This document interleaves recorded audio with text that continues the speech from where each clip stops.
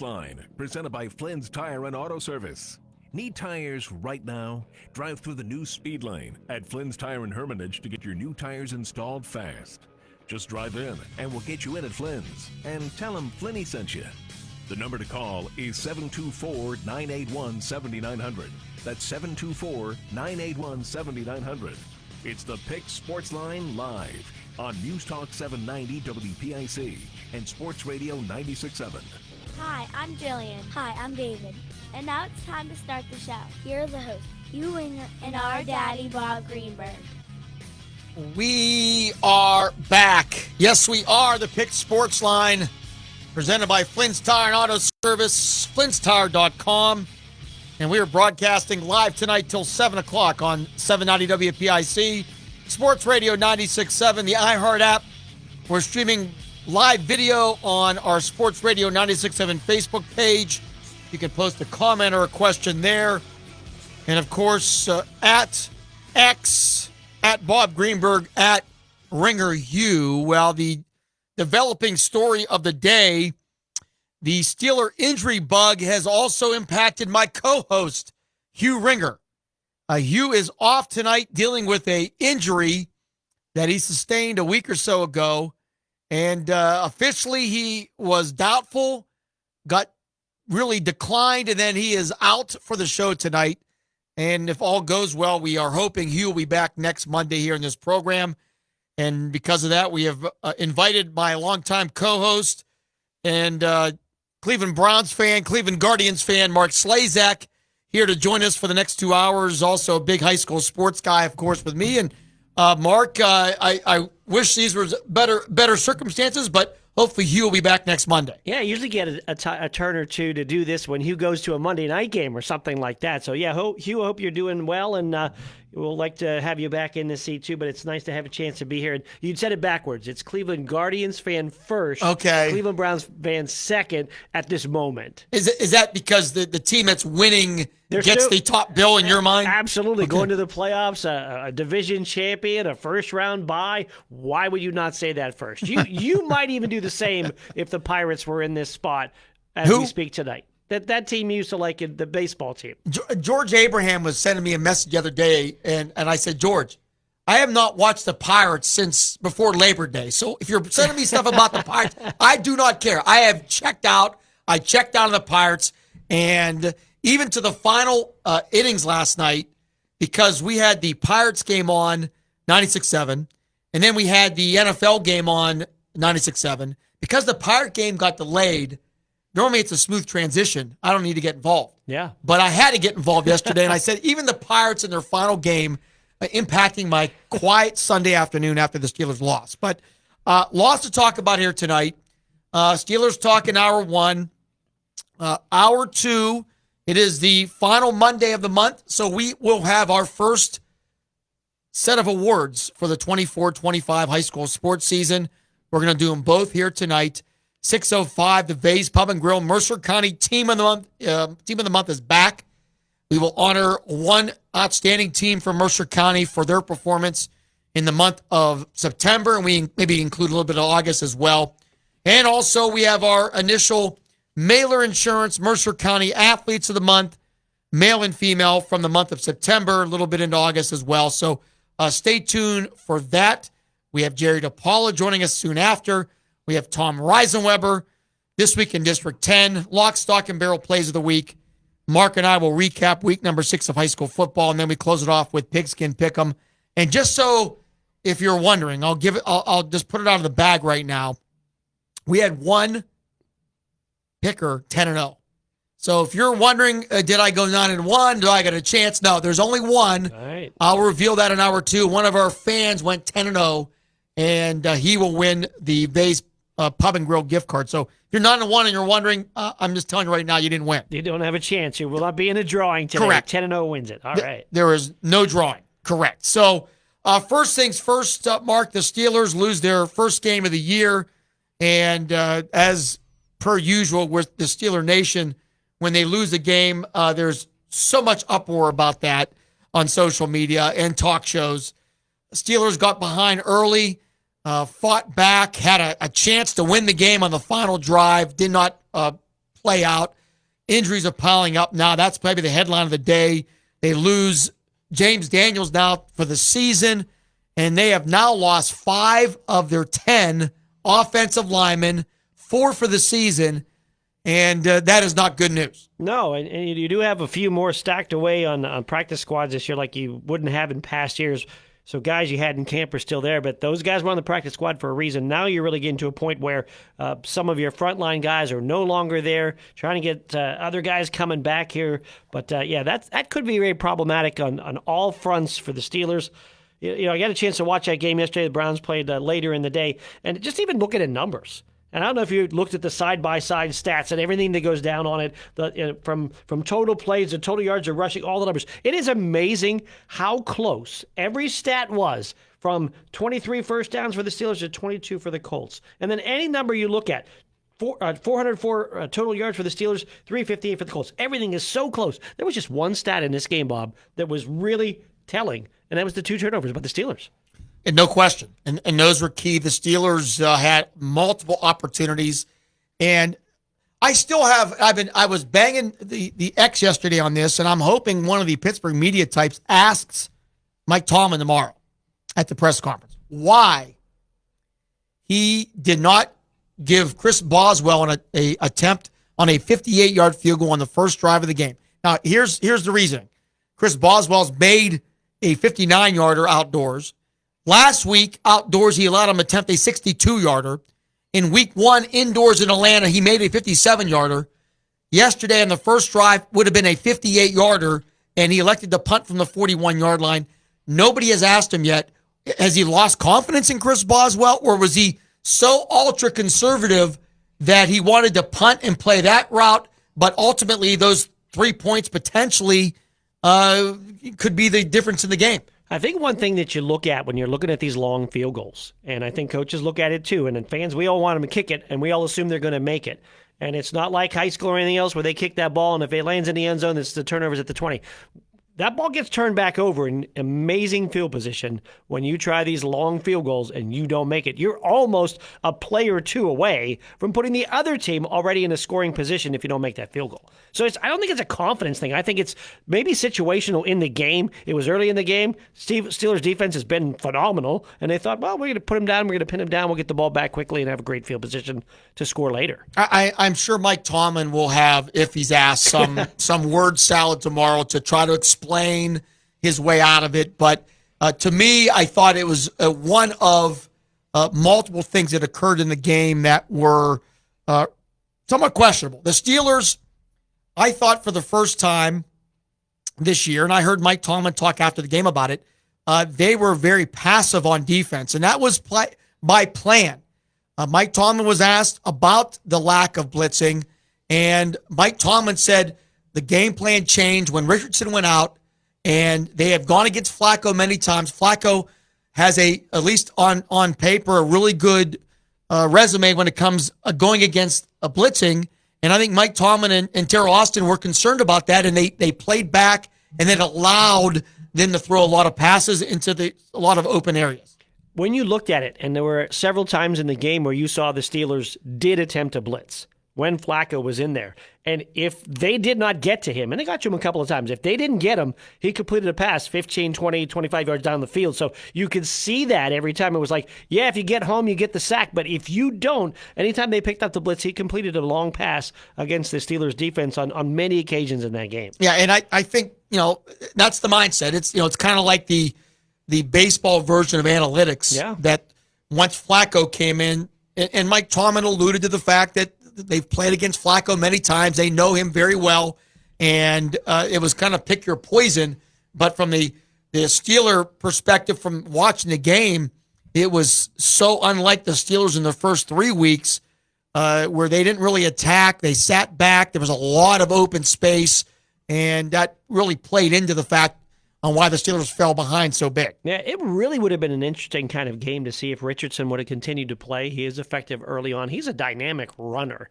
And we He's saw got it a great again. arm, too. We saw it again. I think his run is his A is and his throwing is coming along. He has got a great arm. He can throw it down the field. But when you look at him again getting hurt in a game, but if he would have stayed in there, and I was thinking kind of the opposite. If the Steelers continue to blitz, it allows him to kind of have room to run, kind of like Fields on the Steelers side. It gives them that extra dimension of a quarterback that can run that makes every 3 and 8. 2 parts that you can throw it or you might be able to run it, and every play is alive because you got a quarterback that can run.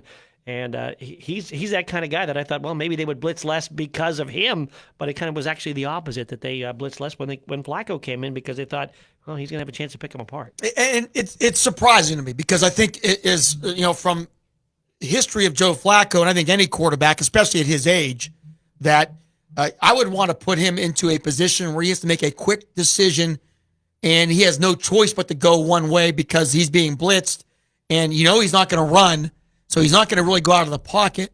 And I just thought that sitting back and letting him find those holes really played into his strengths and ultimately was part of the demise for the Steelers. No doubt. He's been a good quarterback. He had a great year in the second half with the Browns last year, and he did what he needed to do to get the Colts to win this one, a little bit hanging on, but when they had to make a couple of drives to get back ahead or widen the gap, they were able to do that.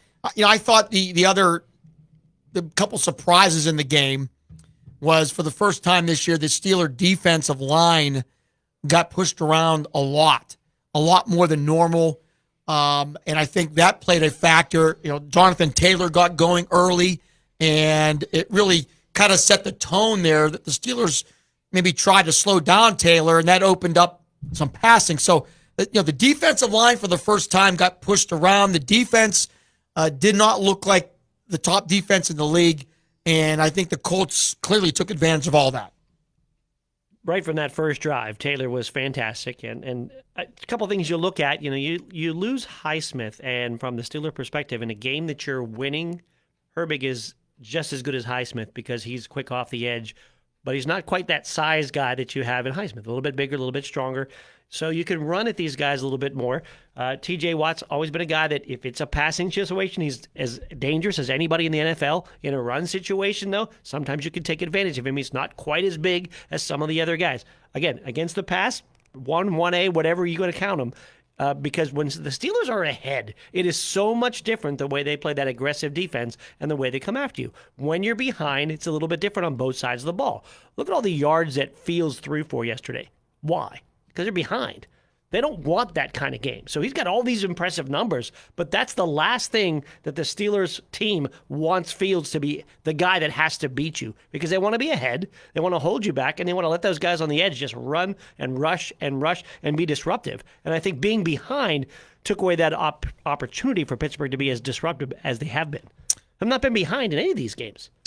And they got behind big. They came out flat. They were down 17-0.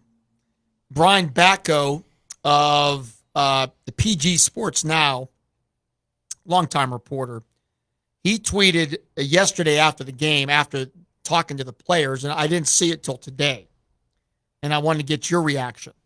Batko says, Steelers safety Deshaun Elliott says they need to work a little harder at practice, not because they were feeling themselves at 3-0 or anything, but he just didn't think they had a great week as far as attention to detail.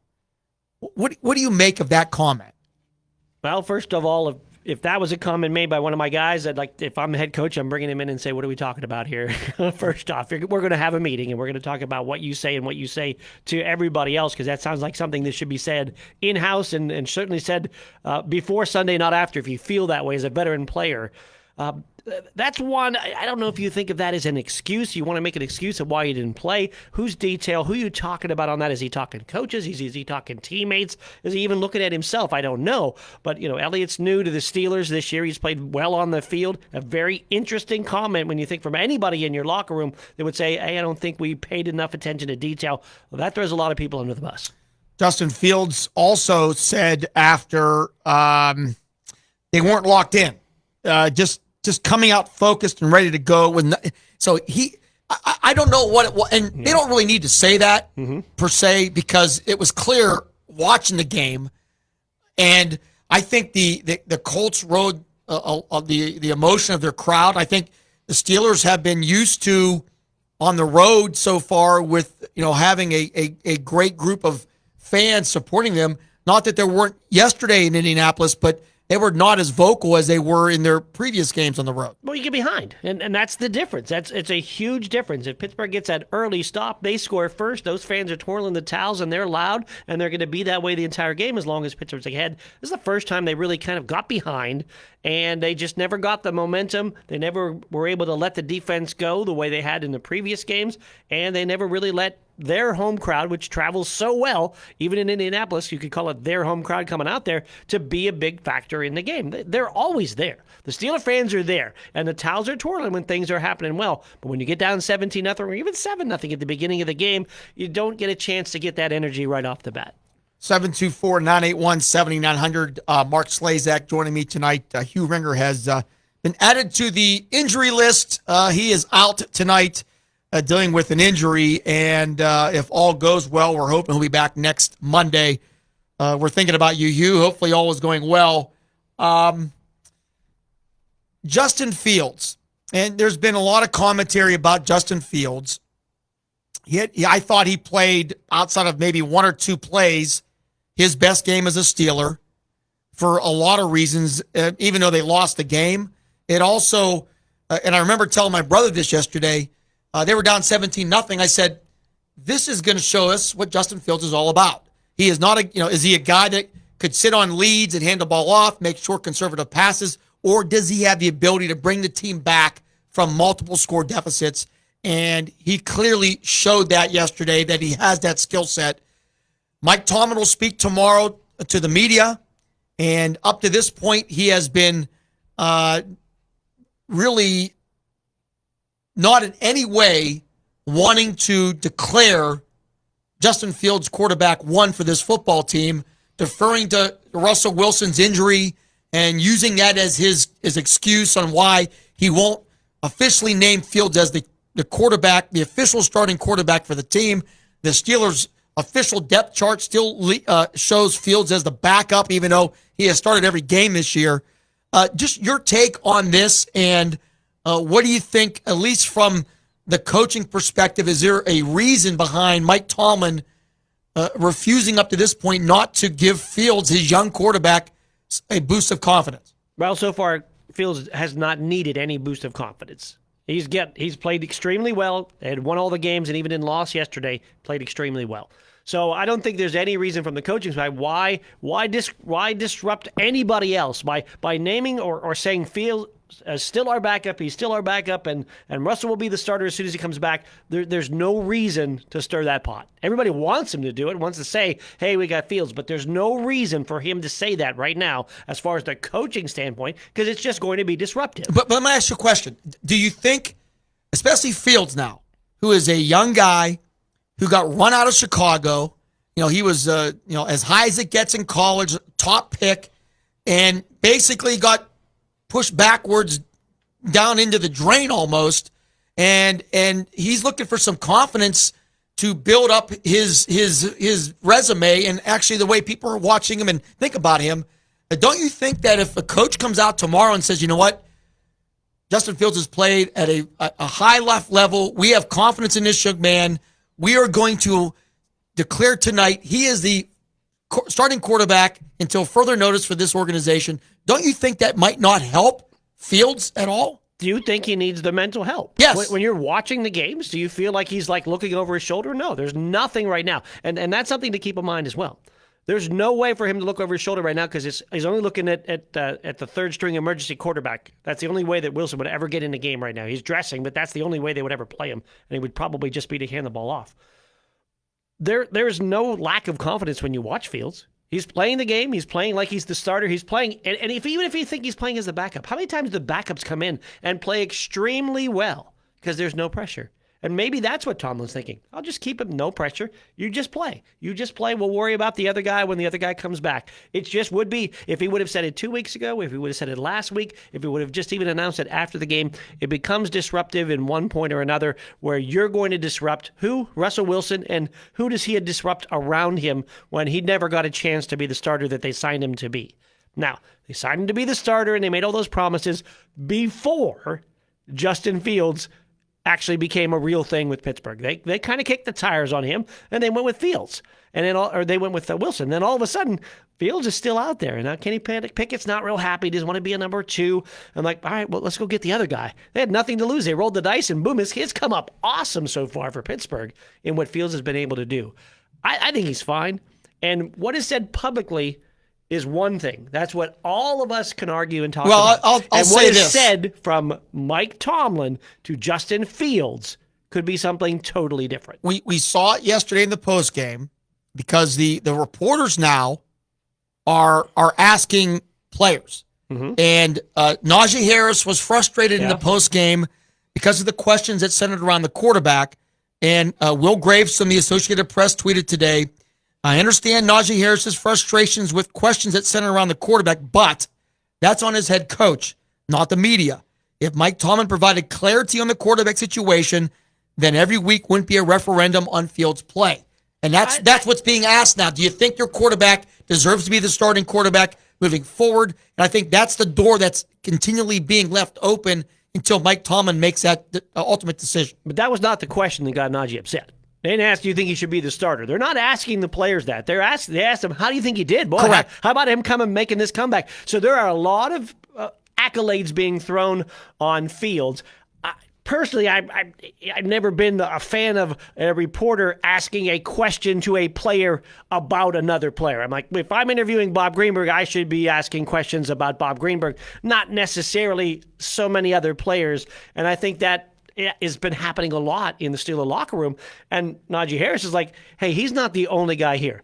Fields has been great so far. He is in the spotlight as the quarterback and as the QB1 for 4 weeks so far. And I don't know if it's any more or less. I think you get the exact same question if he was the starting quarterback. I think it's the same question. I don't think that one comment that say he's the starter and he's the backup makes that reporter ask any different question and get Najee Harris upset, even if it was different. I just think they're tired of hearing Justin Fields. We're 3-0. It's not just that guy. I'm wondering now, and I'm thinking about the mindset behind the decision behind Mike Tomlin. And first off, you have Russell Wilson, who is a potential Hall of Famer, Super Bowl champion. He comes into town before Kenny Pickett even left, and before Justin Fields was even brought in. And you'd have to believe there was some type of agreement, even if it was unofficial, that you're the quarterback one. And Mike Tomlin, I'm sure from this perspective, realizes that if Justin Fields gets hurt in practice this week, and he had already declared him the starter, what did that gain? But on the other side, he has to make Russell Wilson feel like this is still your job, you know that, but you're still not healthy enough, which that's another question. Is he nursing this injury because it's helping the team not get into a major quarterback controversy? Because he's been injured since July. How's this guy not healthy in 8 weeks? It's a calf injury. I mean, how could he be this injured and still not be able to play?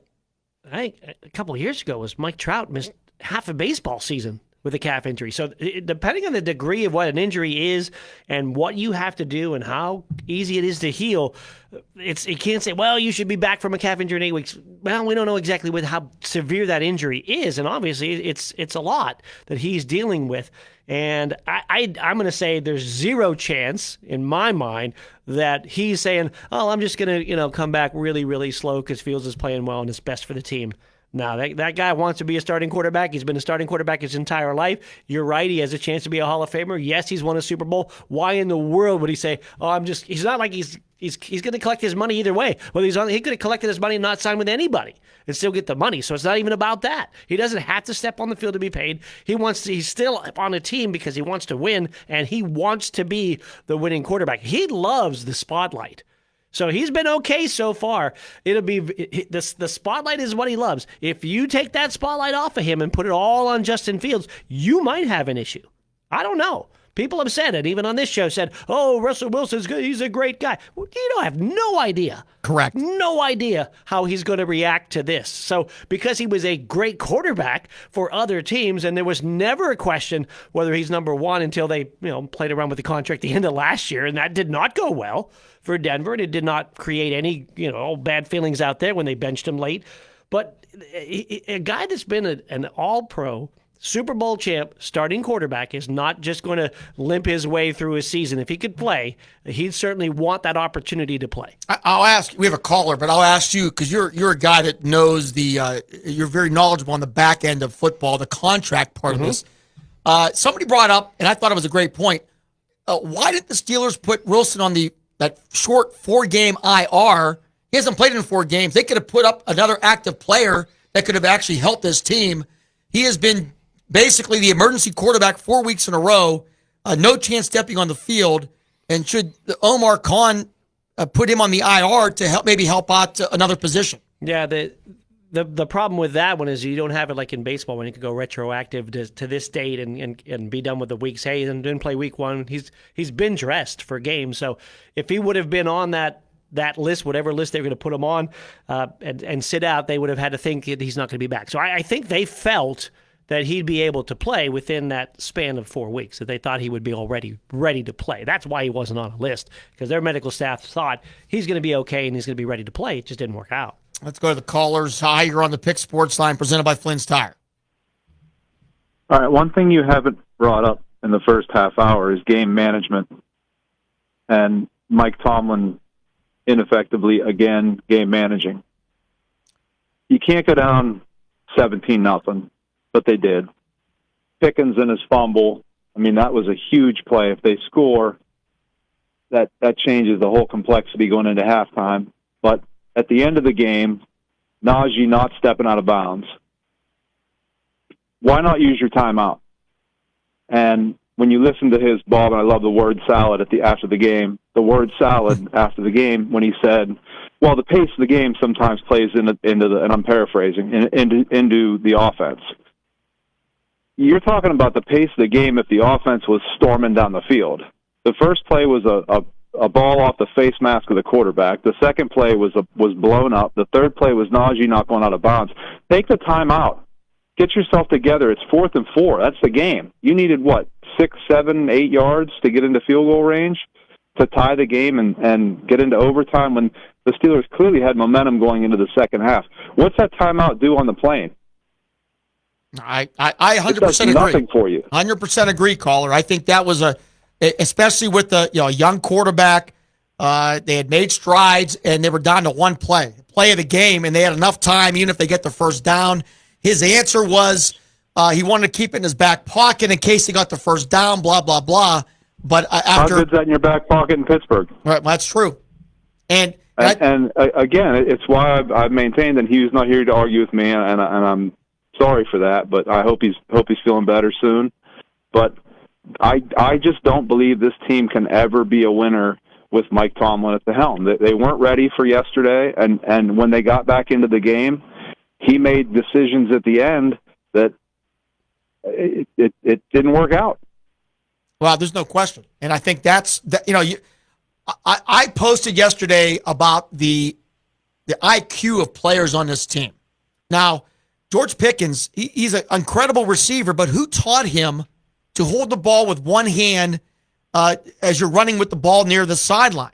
Who taught him that? No one taught him that, and he's probably been told 100 times to not do that. But right, like you said at the beginning, he's a phenomenal receiver, and because of that, gets away with stuff along the line. No one ever taught him. But there was also video, and I didn't see it. I just heard about it on this morning out of Pittsburgh, of him having to be restrained from going towards Fields, not to fight him necessarily, but like he was heated, and what he could possibly be so upset with that Fields did, I'm not sure. But again, I go back to the discipline of Mike Tomlin's teams and the actions of the players, on the field, off the field, during the game, after the game, and like you referenced earlier, a player calling the coaching staff out, if you will, for not maybe being prepared. I mean, he's got to bring the discipline in and get these guys under control. Like, you can't be their buddy; you're their boss, and it's got to be a tight knit group that's got each other's back, not ready to sell each other out, before, during, or after a game. Nah, that's Mike Tomlin has a big enough and long enough resume. And we've seen this over the years, and players love him. They love coming to Pittsburgh for a reason. But it's a 500 resume. I mean, being 500 every year isn't good enough in the NFL. Everybody clings to that we're 500. He's never been under 500. That's not Super Bowl championships. It's not long running playoff appearances. We're not under 500. That's cool, but it's not good enough.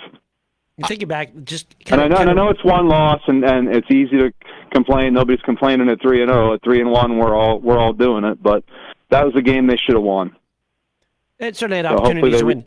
Hopefully they rebound against Dallas. Thanks for taking my call. Have a good night, guys. I appreciate the call. I'm just thinking, rolling back just a little bit to that original first comment in that timeout, and just thinking of football.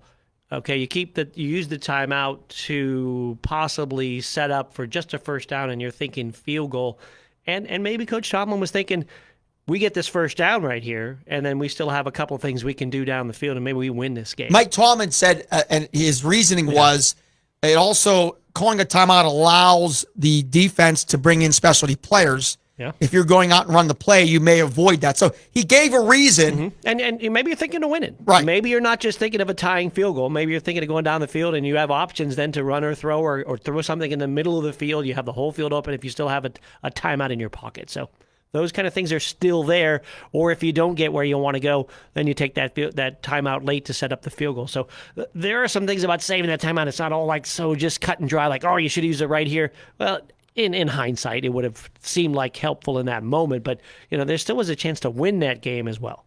We need to take a break. We'll come back. We have more callers. We'll check out our Facebook comments as well. This is the Pick Sports Line. Hugh Ringer off tonight. He's on the injury list. Stay tuned. We will be back with more Steeler talk here on the Pick Sports Line, presented by Flynn's Tire, right here on 790 WPIC Sports Radio 96.7. Hi, this is Joe Flynn with Flynn's Tire. We know how valuable your time is, so we've made it fast, easy, and affordable to buy tires. There's 3 easy ways to purchase tires from Flynn. First, just drive in, because Flynn's will get you in right now. No appointment necessary. The second option, give us a call, and we'll help you select and reserve the perfect tire for you. The third option, save time and buy online at flynnstire.com. It's that easy. Just drive in, and Flynn's will get you in right now. Tell them Finny sent you. This is XYZ Insurance. How can I help? I have a question about my home policy. Okay, question about phone policy. Home policy. Okay, gnome policy. HOME, home. Technology is great, but sometimes it's better to talk with a real person. With Erie Insurance, you have a caring, independent agent who's with you from beginning to end. We don't have any HOMEs on record. Call Reinhardt's Insurance, 724-342-2291. Go to erieinsurance.com for company licensure and product details. Listen to Senior Update with Sam Bellich every Friday morning at 9 as he explores issues and concerns about seniors in our community. Sponsored by Mercer County Area Agency on Aging Incorporated, Pennsylvania Medicare Education and Decision Insight, PAMED, which offers free Medicare counseling by specially trained staff to answer your questions about Medicare, Medicare savings programs, Medicaid, and supplemental insurances. For more information, call 724-662-6222 or 1-800-783-7067. This project is supported by a grant from the Administration for Community Living. Do you have a loved one in a long-term care facility? Pennsylvania's Long-Term Care Ombudsman Program works to empower residents and advocates for those who are unable to advocate for themselves. Call 724-662-6222 for more information or to become a volunteer. Listen to Senior Update every Friday morning on News Talk 790 WPIC on air, online at 790WPIC.com, and on the 790 WPIC radio station app.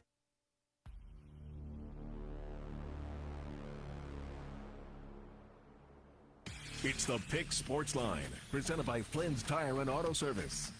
Need tires right now? Drive through the new speed lane at Flynn's Tire and Hermitage to get your new tires installed fast. Just drive in, and we'll get you in at Flynn's. And tell them Flinny sent you. And we are back. Pick Sports Line, Bob and Mark Slazak tonight. filling in for Hugh Ringer, who is on the disabled list. He'll hopefully be back next week. Or that's the injured list now. I think they've changed the terminology yeah, on that. Say disabled list. Yeah, Injured I will list. correct that. So, Chuck Nay 3-0. Let's play down to a 1-2 team. Isn't that the norm? Mike Tumpack. We were in field goal range when Justin decides to run 25 yards backwards and fumble the ball. Yeah, he made one major mistake. Yeah, and he's trying to make a play. And that's a lot of what Justin Fields really is. Like you're going to get the good and the bad. He's made plays like that his entire career, and sometimes he gets away and makes a throw, and sometimes it blows up. But that's part of what it is. So I think Steeler fans got to see a little bit more of the entire Justin Fields experience. If you haven't watched him, maybe at Ohio State or more so at Chicago. Ohio State, he was pretty efficient. But his time in Chicago, I don't know how many times the Steelers played against him in the recent years to see that. But that's the experience. He gives you that ability to make game-breaking plays with his legs, and sometimes it works out, and sometimes it goes in the opposite direction. And the 2 turnovers were big. There's no doubt about it. You have a caller. Let's go back to the lines. Hi, you're on the Pick Sports line. Are you there? No, you're not there. Okay, no problem. If you want to give us a call, 724-981-7900. Somebody made the comment, I thought it was an interesting one, that why has it appeared when last year mostly, not as much this year because he's been hurt, Jalen Samuels seemed to run more effectively in this offense. Yesterday, Cordero Patterson ran more effectively in this offense than Najee Harris. Najee Harris, is he getting different play calls that not allowing him to succeed? But I saw yesterday they even brought the guy off the practice squad, gave him a carry yesterday when it was 3rd down and Najee Harris was on the bench. I mean, Najee Harris, he's had 3 consecutive 1,000-yard seasons. The Steelers elected not to extend him, and I think yesterday goes a long way to tell you why. For some reason, they don't run as effectively when he's out there, and maybe not as trust him as much when there was key plays in the field. Interesting that you say that, because you did say he's been a 1,000-yard rusher for all of these years. He's a downhill runner. He's not a shifty guy. He's a big guy. He's going to hit the hole. He's going to run hard. And I think there probably are plays to the outside for some of these guys like Patterson and Warren that they don't use with Harris because he doesn't have quite that speed to the outside. But between the tackles, he's as good as anybody in the NFL and has been that way for a couple of years between the tackles. But I think he needs the hole. And when the offensive line isn't doing as well, that might work against him. He's not a creative back. He's not going to make a lot of things happen with his shiftiness, but he's going to run you over if there's an ability to do that. But sometimes, if there's no hole, there's nowhere to go, and he's not a guy that can really bounce it to the outside. You look at Patterson and Warren as guys that they could, maybe want to run off tackle, all of a sudden it's not there. They can bounce it outside and make something happen. It's a different kind of player. The NFL is the country's most popular sport for multiple reasons. One, I believe it's because of the influx of gambling. It allows everybody now to gamble quickly. Fantasy football is huge, and the gambling apps. Mm-hmm. Another reason I think it's very popular is because the NFL, I believe, encourages, maybe you don't want it, but they don't discourage the controversies that happen every week. For a long time, NFL didn't have a lot of officiating controversies because for 40 years, we didn't have HD TVs in our house. Yeah. Didn't have the capability of replay to slow it down to a millimeter. And our own replays, too. Correct. With the TVs of today. We could stop and run it back pretty much any time in a game, right? And now you have social media that allows fans to really go out there and beat their chest over calls. There was a call yesterday in the game, a huge call that led to a touchdown on a hit by Minka Fitzpatrick that even the NFL expert on the game thought it was a bad call. And the Browns had a questionable call yesterday in their game that cost them a touchdown and maybe the game. Yeah. I've continually asked the question. The NFL clearly has the technology to correct a lot of these errors. but they don't want to for a variety of reasons. Not all because they like the controversy, but I do believe that plays into the hype of the game. Fans are talking about it. They're going on social media. They're talking about it today. And if there wasn't that controversy, maybe they wouldn't be as popular as a sport. That's my theory. Yeah, interesting. Now let's go back and look at these two calls. So for the Browns game first, Amari Cooper gets a late 75-yard touchdown on a really nice throw by Watson. Nick Harris, the center, gets called for a hold. He kind of had him by the pads, both hands on him tight. Watson rolled right, and when he didn't really let go with the left hand, had a little bit of jersey. You can see that. Is that a hold 10 times out of 10? Probably not, but it was a hold that time. So they call it. Do I wish they did it? Do I think it was the most egregious hold? No. And again, if you're the fan of the team, you're more so for that call. I'm going to look at this Minkah Fitzpatrick call. Did he have to light that guy up? And my thought is no. Did he? Did he have to light that guy up? What I'm saying is, did he light him up? Oh, absolutely. He hit him and knocked him out of bounds. Now, did he hit him in the head? No. Was it the most egregious play? No. Did he have to take and hit this guy 2 steps after the ball was obviously going 20 miles an hour? He's running 20 miles an hour. I'm saying, did he have to? Like, as a Steeler fan, you want that aggressive play? Absolutely. Did they have to call a penalty there? I don't know. But it was certainly well after the play. It wasn't a hit to the head. I don't think they called. I think they're thinking, here's a guy, obviously didn't catch the ball. And in old-fashioned football, they light that guy up 10 times out of 10. We don't play that way anymore. There's been 2 calls on Browns plays with a hit to the quarterback where the defender is taller than the quarterback and his head hits their chin simply because he's taller, and he didn't even hit him hard. But it's still a penalty because he hit him in the head. And I'm thinking, if Minkah just lets that guy, instead of lighting him up on a play that 20 miles an hour. But you have a reaction time of like half a second to determine if he catches it or not. He knew he didn't catch it. Wow. He knew he didn't catch it. That's the thing. So he didn't catch the ball. There was no way he was going to catch that ball, and he didn't catch that ball. So it's like, could he stop? I don't know. Maybe he couldn't. I'm saying you can't. Maybe there's no way. But if you do, there's that risk. You hit a quarterback. When you rush the quarterback, your helmet touches him, even if it just moves a millisecond, it's the call. You hold on. You're taking your risk. That guy spins away. You got a little bit of jersey.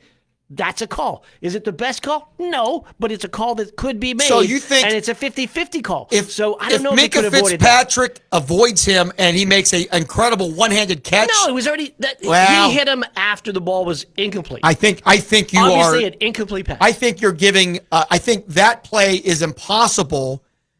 You want a player to go 20 miles an hour and then react and stop or avoid him is humanly impossible.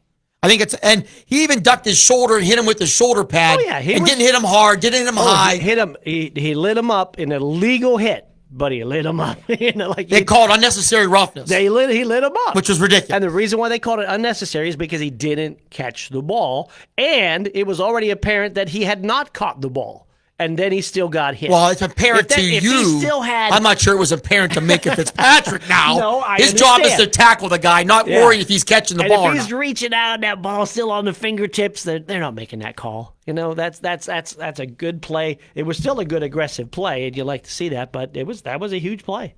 We have a caller. Hi, you're on the Pick Sports line. Yeah, sure do miss Hugh Ringer. It's like going to the Hoyles and having Freddie Cole introduce people. I'm sure Hugh will appreciate that, and we concur. Oh, he hung up on us. That's good. I know I don't have a Hugh Ringer voice. I wish I did. Let's go back to the lines. Hi, you're on the Pick Sports line. We lost you. Let's try it again. You're on the air. Hey, boys, it's Myron Cope. Myron Cope, you are back. Not a good day for the Steeler Nation yesterday. No, it wasn't, and I called also to wish Hugh a quick recovery, you know. I hope it's a quicker recovery than James Daniels being out for the year.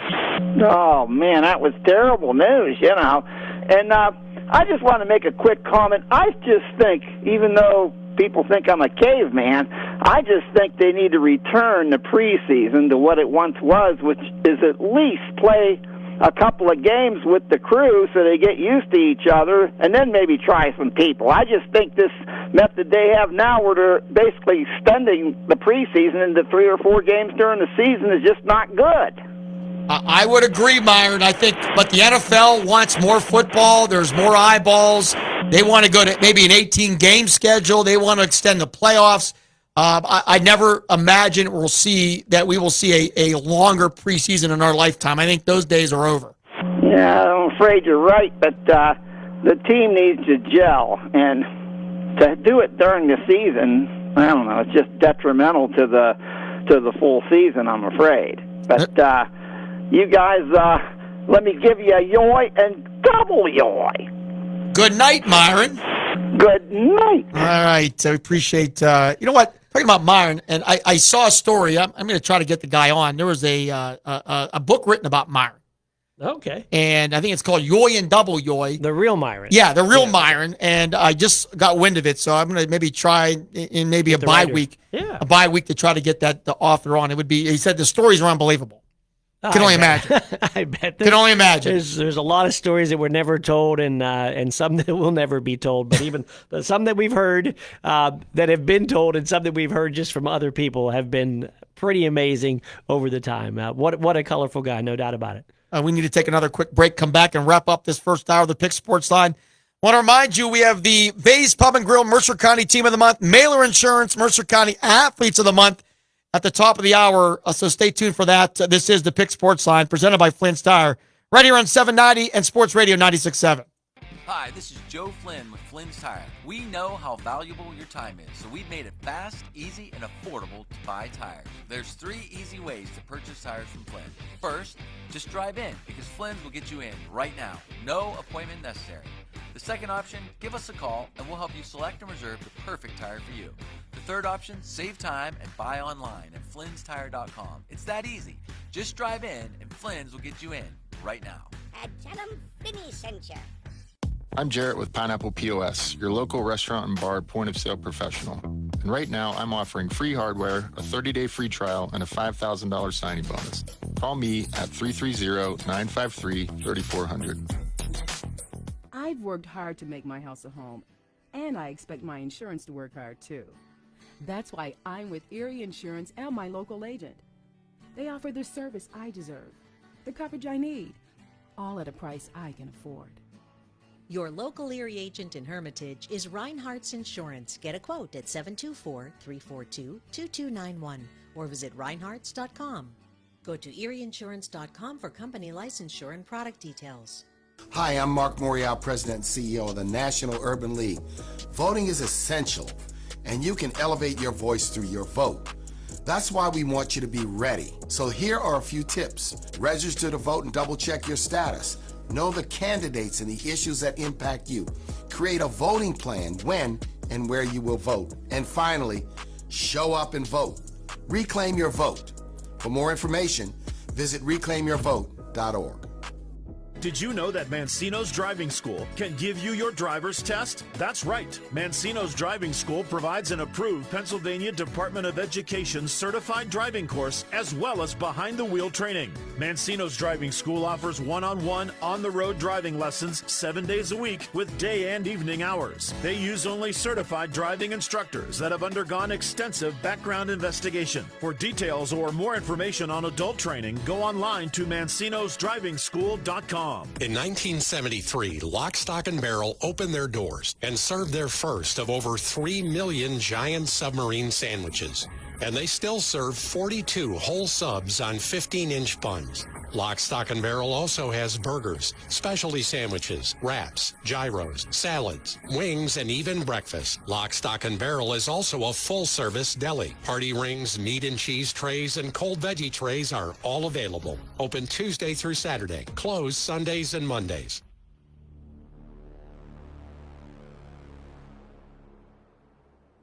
It's the Pick Sports Line, presented by Flynn's Tire and Auto Service.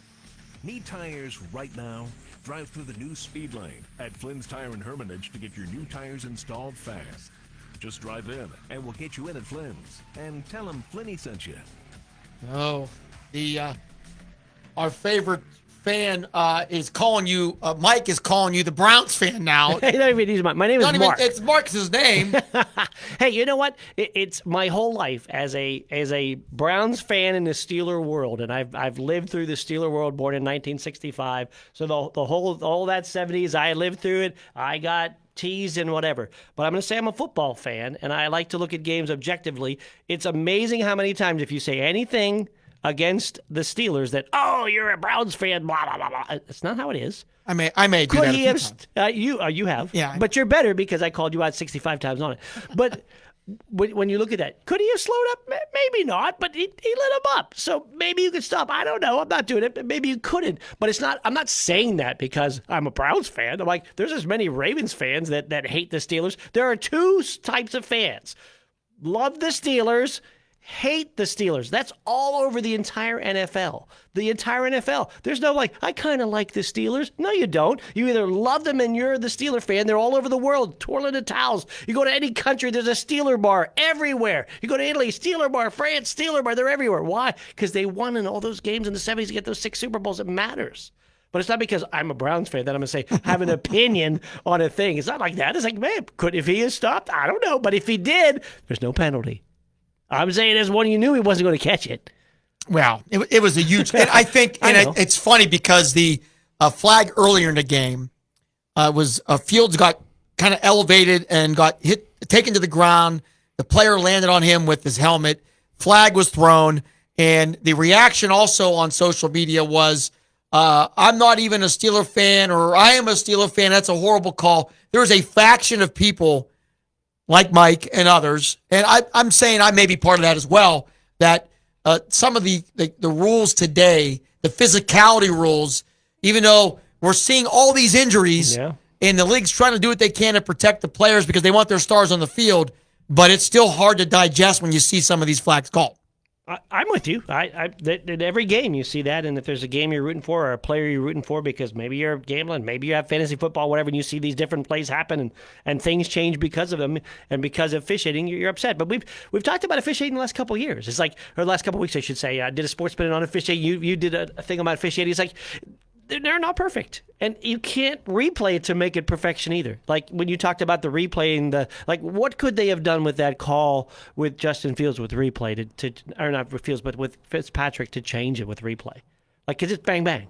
Could he have stopped? I don't know. Did he stop? No. Probably no chance he could have stopped. But can you replay and say, well, we think he really couldn't stop and he didn't mean to hit him, so we're going to take that penalty away. You can't do that. Or the hold in the Browns game. Well, he kind of had his hands inside and he really didn't grab him for more than a second. It didn't affect the play. You can't change everything with replay. But officials are not going to be perfect. There's a human element to the game that will never go away. And that's the new buzz phrase. I posted this last week.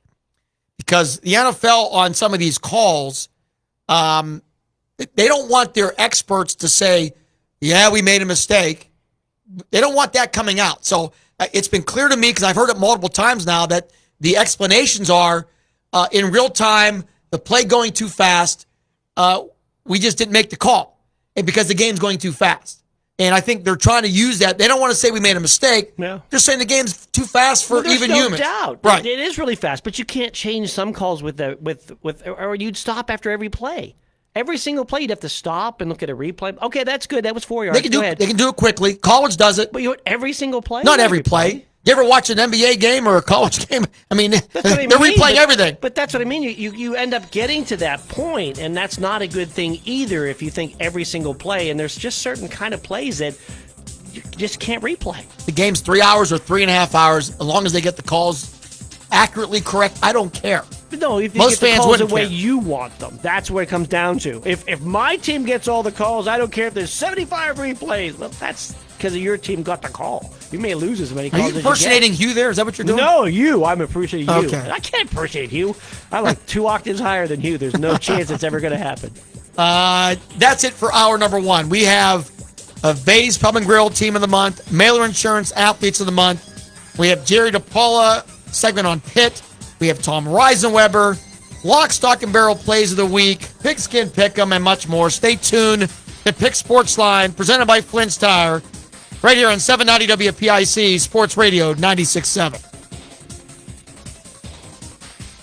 You're listening to News Talk 790 WPIC Sharon, Hermitage, and Sports Radio 96.7 WLLF Mercer, Hermitage, a Cumulus station. This is the CBS World News Roundup Late Edition, sponsored by Progressive Insurance. I'm Christopher Cruz. A startling number of people are still missing in the southeast after Hurricane Helene roared through. While more than 100 deaths have been confirmed, there may be many more, says Homeland Security Advisor Liz Sherwood-Randall. The current data we have is that it looks like there could be as many as 600 lost lives. She says that number for now is those who are lost or unaccounted for. As for those who may need help, we urge those citizens who are seeking FEMA assistance to sign up for that assistance as quickly as possible. Though that may not be easy with spotty cell service and many without power.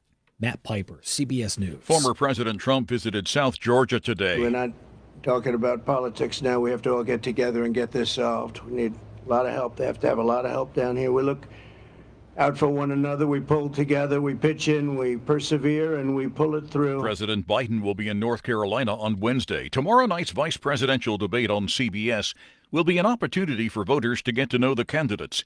CBS News Executive Director of Elections and Surveys Anthony Salvanto on recent CBS News polling. Part of any vice presidential nominee's role is to rally the base. And in that sense, both Walz and Vance head into Tuesday's debate in good position within their own parties. A majority of Democrats thinks Walz makes their ticket better. A majority of Republicans thinks Vance adds to their ticket too. On the Israel-Lebanon border today, Israeli tanks fired in support of incursions by IDF troops into southern Lebanon. At the State Department, spokesman Matthew Miller says Israeli officials notified the U.S. in advance. I've seen reports about ground operations. We've had some conversations with them about that.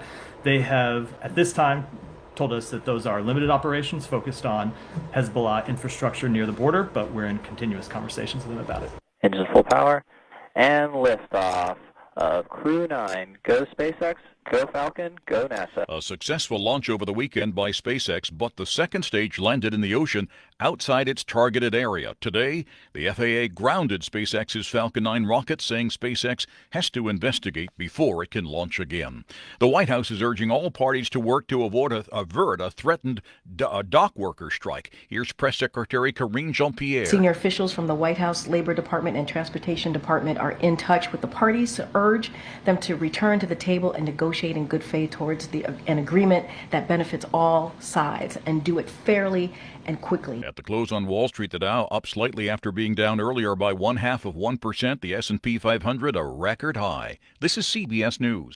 Sponsored by Progressive Insurance. We offer auto, home, and commercial auto insurance, plus a variety of business insurance options. Visit Progressive.com today.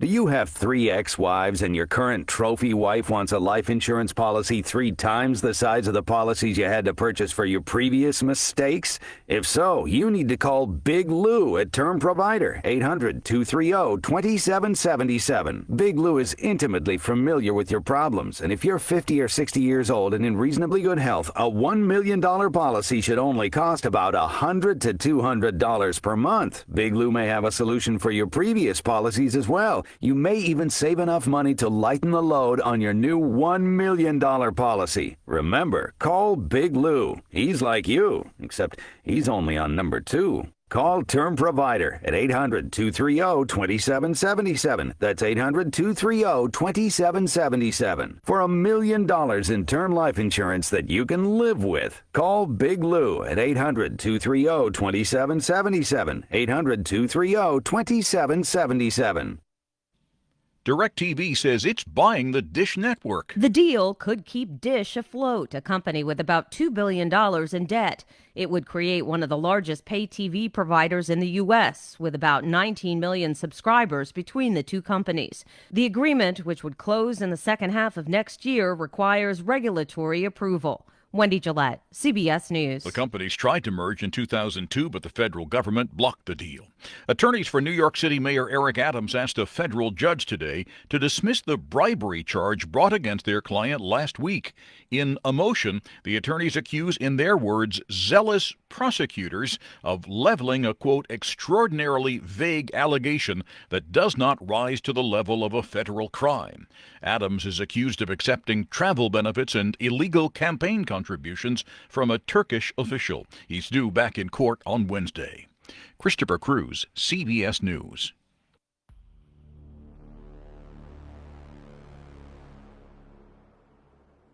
It's the Pick Sports Line, presented by Flynn's Tire and Auto Service. Need tires right now? Drive through the new speed lane at Flynn's Tire and Hermitage to get your new tires installed fast. Just drive in, and we'll get you in at Flynn's. And tell them Flinny sent you. It's now time to present the Vase Pub and Grill Mercer County Team of the Month. Vase Pub and Grill, in conjunction with 790 WPIC and Sports Radio 96.7, will honor one Mercer County team each month who has shown teamwork, leadership skills, sportsmanship, athletic, and academic achievement. Now, let's meet this month's Vase Pub and Grill Mercer County Team of the Month. And we are so glad to have Vase Pub and Grill back on with us for another year, honoring our top Mercer County teams. And just a reminder, we pick one team. It could be male, it could be female, doesn't matter. We try to pick the team that has gotten our attention and has earned this award. And we feel this team has done that this month. Really an incredible start to the season for the Grove City girls soccer team, 11-0-1. They've given up just 7 goals in 12 games, 6 shutouts. Congratulations to Grove City girls soccer under head coach Darcy Holmes Duncan. They are the Vase Pub and Grill Mercer County Team of the Month. Yeah, no doubt. They'll take on Hickory this week. It'll be a rematch. Grove City beat them 5-0 early. Hickory 8-2, but Grove City's been 6-0 at home. They just have that one tie in an away game with 5 wins. But yeah, 74 goals they've scored, giving up just 7 goals this year. That's averaging about a half a goal a game given up. So it's been a great year for Grove City girls soccer. Yeah, we congratulate them. I have to go back. Not many soccer teams have won this award. So a great start. They've outstanding team. 6 shutouts. They've given up 7 goals in 12 games. They are the defending region champs and high expectations. And I know I look forward to meeting the team and the coach and talking to them here in the next week or so to present their awards. So congratulations, Grove City girls soccer. You are the Vase Pub and Grill, September, Mercer County Team of the Month. I'm hungry. Well, I know just the place to go. They got what I like? Oh, yeah. Win? Wait, what about drinks? Well, it's a bar and grill, so yeah, you're covered. Win-win? Speaking of win, they've got gaming, too, so you can win.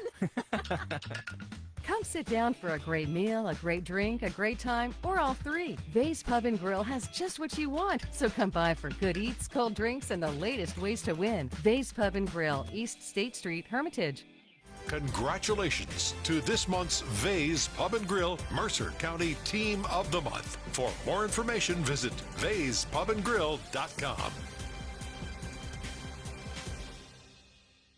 Mailer's Insurance is proud to present the Mercer County Athletes of the Month. Each month, one male and one female athlete from Mercer County will be honored. Now, let's meet this month's Mailer Insurance Mercer County Athletes of the Month. And it is that time, and once again, we are grateful to have our support from our incredible sponsor at Mailer Insurance, along with Reinhardt's Insurance, 2 great sponsors, and our longtime running Athletes of the Month award. We've done this now, I think, dating back 16, 17 years. We pick one male, one female during this season, give out just, I think, 18 T-shirts, 18 plaques. We think it's a big honor. I know the athletes over the years have really appreciated being the spotlight on them. And we have 2 more incredible athletes we will honor here tonight. On the girls' side, our initial winner for 24-25, what a start to her career, Mira Machillo of Hickory. What a start. She won her first ever 5K race ever in the 25th Hornet Harrier Invitational. She also won the Big Red invite and took second in the Commodore Perry invite. Plus, she's won a bunch of dual meets as well. Mira Michillo of Hickory, the Mailer Insurance September Female Athlete of the Month. Yeah, she's won all her dual meets so far. In fact, she beat everybody, even the boys in the meet at Greenville a week or so ago. So it's been a great year. 11th also in the PIAA Foundation Invitational, which is a real big one out there. So on her way to an opportunity to medal at states, but a great start for Mira. You mentioned that first race. That was the first time she ever raced that distance of a 5K in a real race with that win at the Hermitage Invitational. So it's been a great start for Mira. Yeah, congratulations to Mira Michillo. The Hickory freshman, she is the Mailer Female Athlete of the Month for the month of September. On the boys' side, a young man who has definitely gotten our attention over the years, one of the all-time outstanding football players I believe has ever come out of Sharon High School. Our September Mailer Male Athlete of the Month, Brody Miller of the Sharon Tigers. How about this resume? Sharon, obviously, with a great start to the year, including recently back-to-back wins over Hickory and Farrell. Brody with 50 tackles so far this season, 7 for losses, 3.5 sacks, 3 hurries, interception, 2 fumble recoveries, a block punt, and scored a touchdown. I mean, you can't ask for much more. Brody Miller, outstanding football player, no question about it. One of the best. He is our Mailer September Male Athlete of the Month. You talk about that. You said you can't ask for more. He's also the long snapper on a team that's made 80% of their extra points this year, too. So give him that as well. What a year for Brody Miller on the dominant Sharon defense. So Brody Miller of Sharon, Mira Michillo of Hickory. They are the September male and female Mailer Insurance Athletes of the Month. This is XYZ Insurance. How can I help? I have a question about my home policy. Okay, question about phone policy. Home policy. Okay, gnome policy. HOME, home. Technology is great, but sometimes it's better to talk with a real person. With Erie Insurance, you have a caring, independent agent who's with you from beginning to end. Your local Erie agent is Mailer Insurance. Get a quote today at MailerInsurance.com. Mailer Insurance, a Reinhardt's agency affiliate. Go to ErieInsurance.com for company licensure and product details. Congratulations to this month's winners. The Mailer's Insurance Athlete of the Month Award is open to any Mercer County High School student who participates in any sport that's recognized and funded by their school. The winners will be selected by the staff of News Talk 790 WPIC and Sports Radio 96.7 on the first Monday of each month. If you have any questions or comments, please contact Bob Greenberg at Cumulus Media or go online at Reinhardts.com.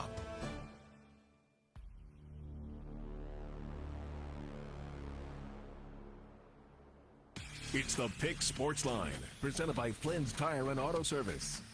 Need tires right now? Drive through the new speed lane at Flynn's Tire and Hermitage to get your new tires installed fast. Just drive in, and we'll get you in at Flynn's. And tell them Flinny sent you. And welcome back. Bob and Mark here tonight, filling in for Hugh Ringer. Hopefully Hugh will be feeling better, be back here next week.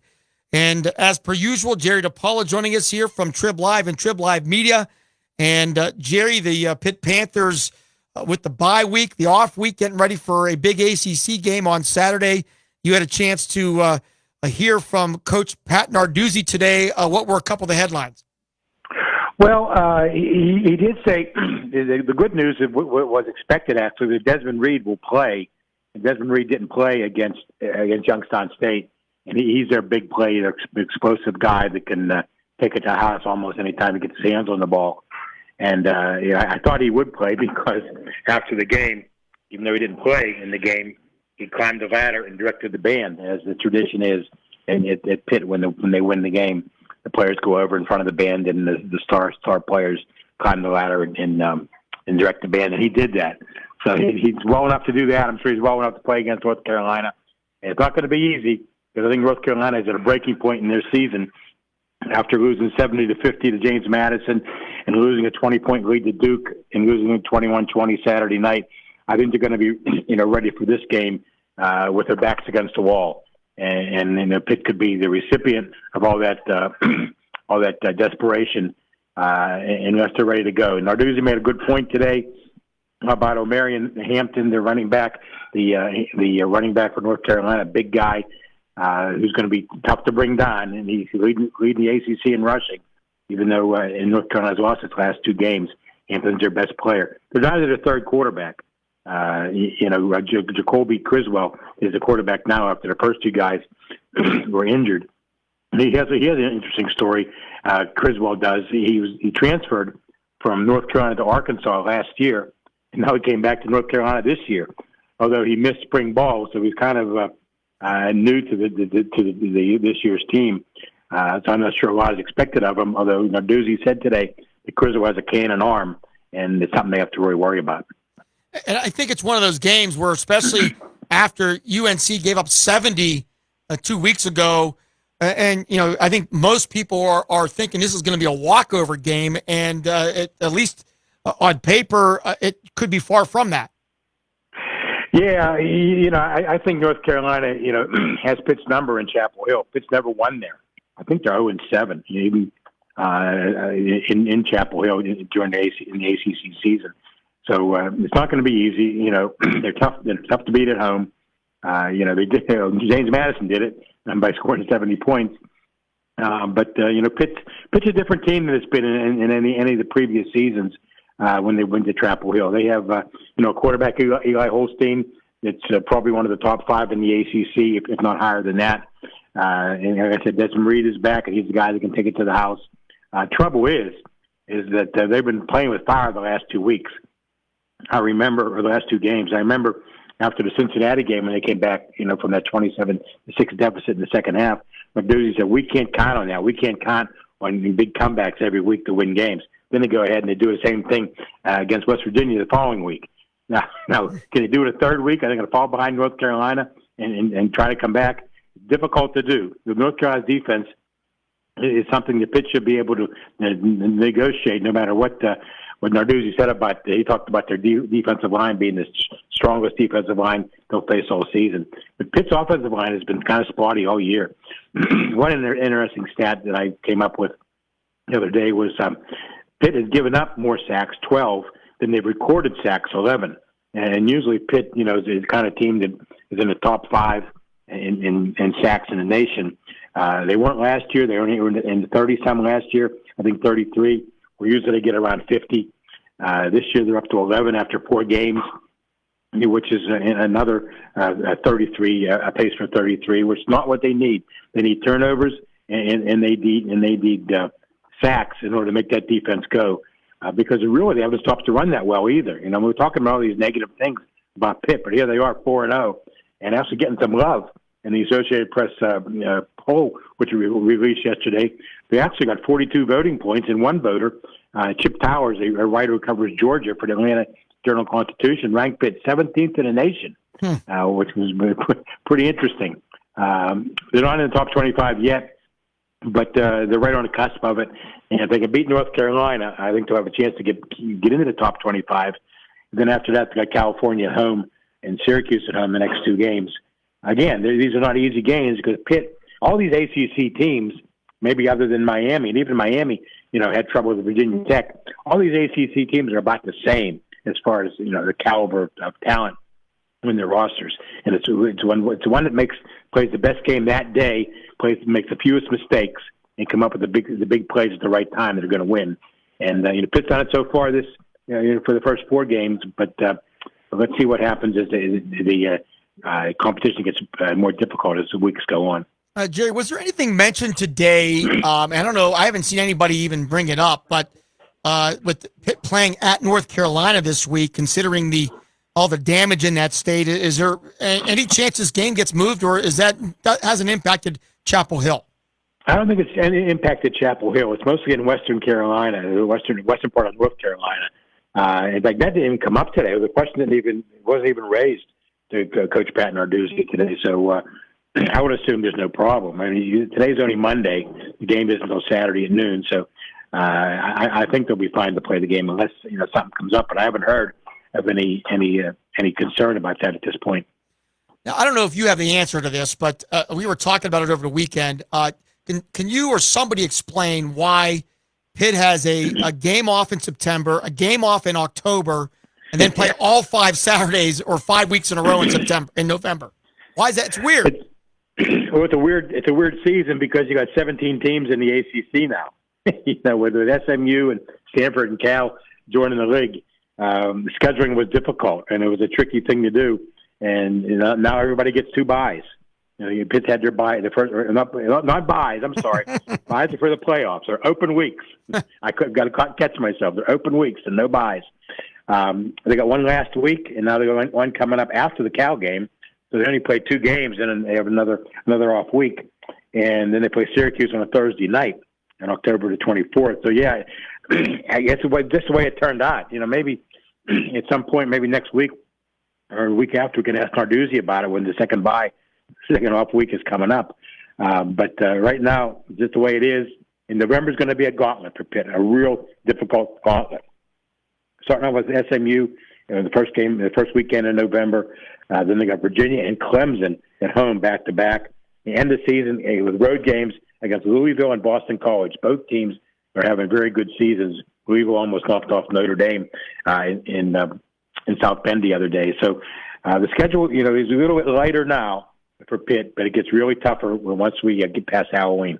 Now, I don't know, maybe you mentioned it, but I'll ask you again if you did. Was there anything brought up today about Jeff Collins? Yeah, Jeff Collins was actually at Pitt practice last year when he was unemployed. So there's no hard feelings there any longer. I don't think there really ever was. Starting off from Narduzzi's part, we're talking about the last game of the 2020 season, where Collins gave Pat Narduzzi sort of a disrespectful handshake at the end of the game. Collins wasn't happy about some of the things that happened near the end of the game. Things are a little bit chippy. But again, Narduzzi calls him a friend. He called him a friend today, as a matter of fact. Didn't even bring up the 2020 incident. He just said that he was a guy that didn't come to pick his brain as far as Pitt's defense. Just came because they're friends and they're coaching colleagues. And, it's one of those things that has been forgotten at least by Narduzzi, unless somebody brings it up. But it doesn't seem to be an issue right now. By the way, he's a defensive coordinator at North Carolina. He's really having a rough season. So who knows? It may be a one and done defensive coordinator at North Carolina. Somebody else brought up to my attention that I don't know if it was a coincidence or not. Probably not, but who knows? That almost immediately after the highly profile departure of the UNLV starting quarterback, Alliance 412 announces that Eli Holstein got a new car. I mean, was that a coincidence? Probably not, but that's not unusual. Kenny Pickett got a really nice truck his senior year at Pitt. I think it's something that they do, for the high profile players, in order to keep them around. There's been a lot of talk on the talk shows, not a lot, but some talk on some of the talk shows here in Pittsburgh about how Pitt going to be able to keep this guy, for the next couple of years. There's going to be schools that are going to knock on his door, and try to get him to transfer. And I'm sure that will happen. It happened with Kenny Pickett. It happened with Savassier Dennis. Both of those guys were approached, by other schools or by third parties from other schools, even though their names weren't in the portal.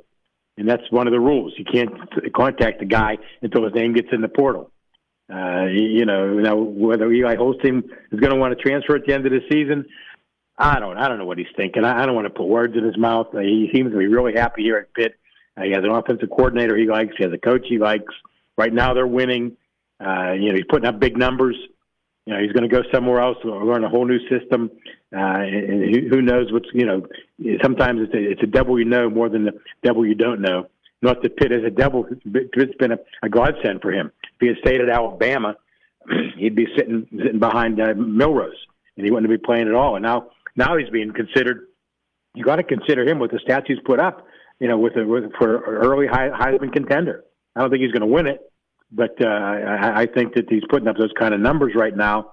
And by the time he leaves Pitt, if he sticks around like Kenny Pickett did, he could be, right up there with Pickett and Dan Marino in the annals of Pitt quarterbacks. No question. If he stays, and I think he will, but I don't know that for sure. Yeah, I can't guarantee. And who anything. knows at this day? Yeah, nobody knows. That's the craziness of college athletics today. 2 other quick questions. Sad to see, but it doesn't look like it may be serious that the highly touted Pitt freshman guard from Europe, Emsel Deliak, injured his right hand and may miss the opener. Talk about his status.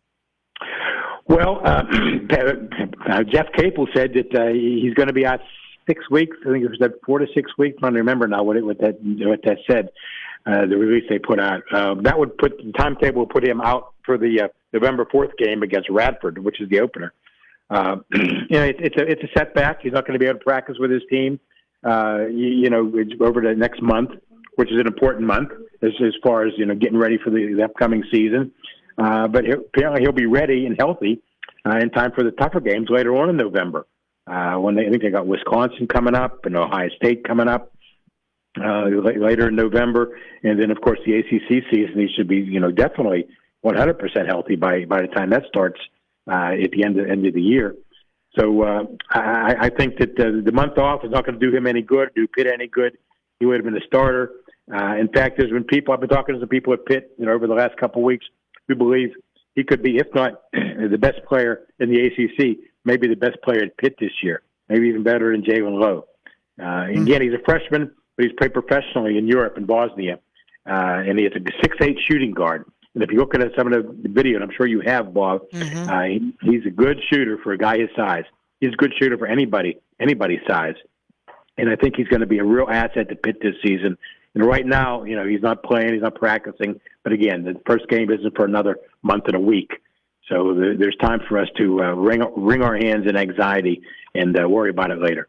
I got to ask you, he played professionally in Europe, but obviously that doesn't matter anymore in the new NCAA. No, it doesn't.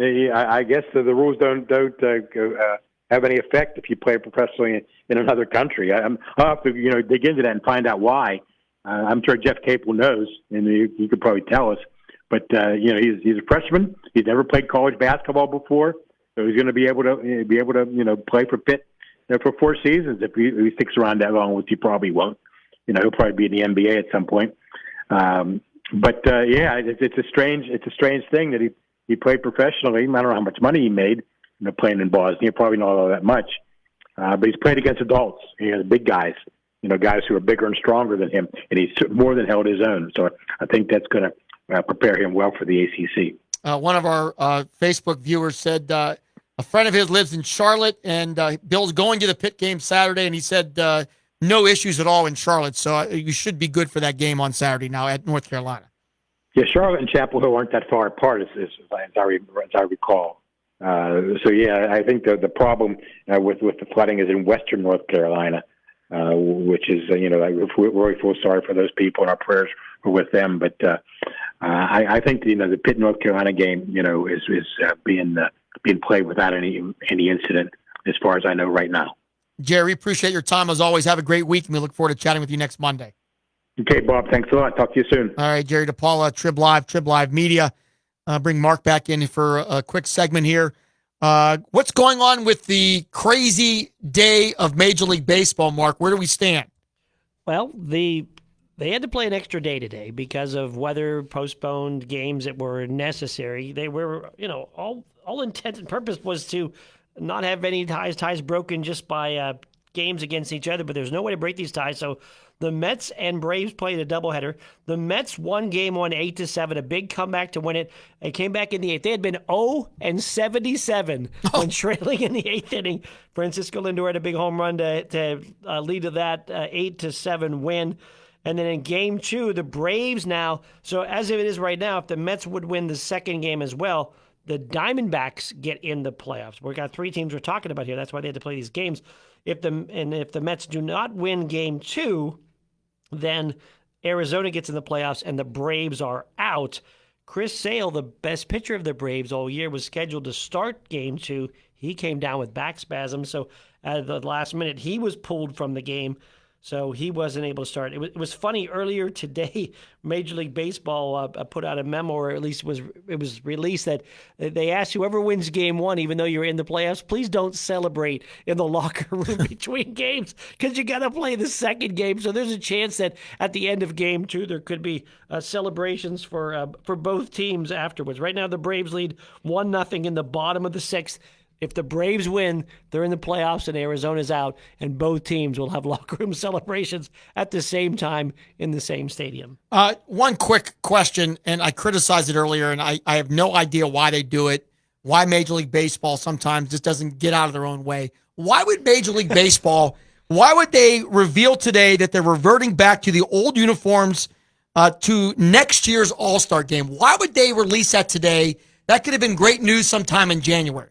And even later in the week, when there's a lull between games or no games being played. But they're going back to where you wear your traditional uniform, not the ones that somebody else makes for them to wear. Your regular home team uniforms. If you're the home team, you're going to wear your whites. If you're the visiting team, you're going to wear a colored jersey or whatever, or grays for that. And even in the home run derby, the contestants will be wearing their traditional uniform for that. So I love it. I also like they're going back to the uniforms that they had that weren't the kind of the see-through versions or the off-colored grays that they had this year, and the little numbers and the little lettering. They're going back to that as well. So they realized there was a mistake made with uniforms this year as far as this year's style. They're going to fix that, and they're also going to go back and change the All-Star game. Yeah, why it was today, I don't know. But I'm glad and I'm happy with the decisions that are made. So maybe it was to make the people that had no involvement, like Pirate fans or anybody else that had no involvement in the playoffs. I'm thinking about the All-Star game next year. I'm thinking about the All-Star game next year. Hey, I like that idea, and maybe they're trying to make you guys still be involved in baseball. I am not liking the idea. I don't like the idea. You do like the idea, though, don't you? I do like the idea. Yeah. It would have been a great announcement like in February. But to do it on this day just seems like they have no idea how to handle their public relations. But oh well, we're going to take a break, come back, and change gears. This week in District 10 coming up next with Tom Reisenweber. This is the Pick Sports Line presented by Flynn's Tire right here on 790 Sports Radio 96.7. Hi, this is Joe Flynn with Flynn's Tire. We know how valuable your time is, so we've made it fast, easy, and affordable to buy tires. There's 3 easy ways to purchase tires from Flynn. First, just drive in, because Flynn's will get you in right now. No appointment necessary. The second option, give us a call and we'll help you select and reserve the perfect tire for you. The third option, save time and buy online at flynnstire.com. It's that easy. Just drive in and Flynn's will get you in right now. Tell them Finny sent you. Stay refreshed and hydrated with Herman's Water, your go-to bottled water choice in the Valley since 1908. Herman's premium spring water is sourced from nature's purest springs, delivering a crisp taste that quenches your thirst. Say goodbye to dehydration and hello to hydration. Visit hermanswater.com to order your supply today that can deliver to your home or office for free. Ask about our new customer offer of 1 month free rental and 2 free bottles. Herman's Water, when taste matters. Listen to Senior Update with Sam Bellich every Friday morning at 9 as he explores issues and concerns about seniors in our community. Sponsored by Mercer County Area Agency on Aging Incorporated, Pennsylvania Medicare Education and Decision Insight, PA-MEDI, which offers free Medicare counseling by specially trained staff to answer your questions about Medicare, Medicare savings programs, Medicaid, and supplemental insurances. For more information, call 724-662-6222 or 1-800-783-7067. This project is supported by a grant from the Administration for Community Living. Do you have a loved one in a long-term care facility? Pennsylvania's Long-Term Care Ombudsman Program works to empower residents and advocates for those who are unable to advocate for themselves. Call 724-662-6222 for more information or to become a volunteer. Listen to Senior Update every Friday morning on News Talk 790 WPIC on air, online at 790WPIC.com, and on the 790 WPIC radio station app. Now it's time for This Week in District 10. This Week in District 10 is brought to you by Flynn's Tires and Auto Service. Here's Bob Greenberg and the Erie Times' Tom Reisenweber. And it's that time of the week, This Week in District 10. Tom Reisenweber joining us from the Erie Times, GoErie.com. And Tom, my first question is, are you on your Verizon or on your a landline with all the problems today? You know, it was funny. I just about a half hour ago, I looked at my phone and go, "Oh, looks like we're back." And I'm, Verizon finally is fixed. I hope. I don't know what's going on, but that was crazy all day. You never really think about how much you rely on your phone and technology until you don't have it all day. Yeah, no question about it, especially on a day like this where District 10 begins their fall championship season, and 2 champions were crowned in girls golf. and one was somewhat of a surprise as the 3-year reign of Hickory girls golf has come to an end. Give us the update, Tom. Yeah, it was interesting. You thinking about last year when I was sitting in the at the Penn State golf course. Fairview looked really determined that they were going to win it this year. That they were really they said they had a chance last year, and they didn't play well enough. And they pulled out a 7-stroke win today, which is pretty incredible. This program didn't exist. Even 10 years ago. And but with the scoring rules changed now with the girls, you only need 3, and that's basically how they pulled out the win here. Obviously, for Hickory, they had some great performances. Luciana Masters 75, Maddie Myers 82, and Leon Miller 89 for a 246 total. And Fairview right there, Cora Hers, who is also a volleyball player, shot a 76. Moira Hardick 79, and Meredith Thompson 93. So very close, 7-stroke difference between the two. And then even in AAA, Fort LaBeouf was forced up to AAA because of their enrollment, and they only lose to McDowell by 2 strokes. So it was quite a day for girls golf. Yeah, Hickory, from what I'm told, after 14, they were down just 1 stroke to Fairview, and then Fairview with a great finish. So excellent match, very entertaining. District 10 put the players from each team in the same foursome. So some drama there today. Congratulations to Fairview and McDowell for winning District 10 championships today. Kate Sowers will go into Wednesday's final round with a 5-shot lead. The West Middlesex sensation with a 68 today, 4 under par. And looks like she has been playing at a very high level and would take a major collapse to her not to win the District 10 crown on Wednesday. Yeah, it's very interesting the last, 6-7 years where you have the best player in D10 not on the D10 championship team. You had Anna Swan and Lydia Swan from Northeast kind of roll through winning individual titles, and then you had obviously Hickory winning the team title. And it looks like it's going to be a similar thing here with Kate Sowers kind of rolling. Like you said, she has a 5-stroke lead going into the next round. So she should win D10. Zoe Stern obviously is a very good golfer, so she always has a chance. And Luciana Masters always has a chance too. So I like to see how close the field is. Obviously, 5 strokes is a big lead for Kate Sowers, but the rest of the field is right there, kind of grouped together. So it's going to be interesting to see how this all comes down to when it comes to qualifying for the individual state tournament. You could see some very close matches. We could see some playoff balls possibly. Yeah, it's interesting because even Hickory as a team, there's a good chance they still may make it to states, but they're not going to know for about a week and a half. Once all the district tournaments are done, then depending on the qualifying scores from other districts, the PWA doesn't allow just anybody to get in. So if Hickory's score is good enough, they still may qualify. Same thing with the individual tournament. District 10 will get 4 in 2A, but more could qualify once all the other tournaments are over. So it's kind of weird, but that's the District 10 PWA trying to do their best to get the best teams and golfers into the state championship game, not just by qualifying from your district. I think it's a good idea. Yeah, it is. It is. They do a good job with that.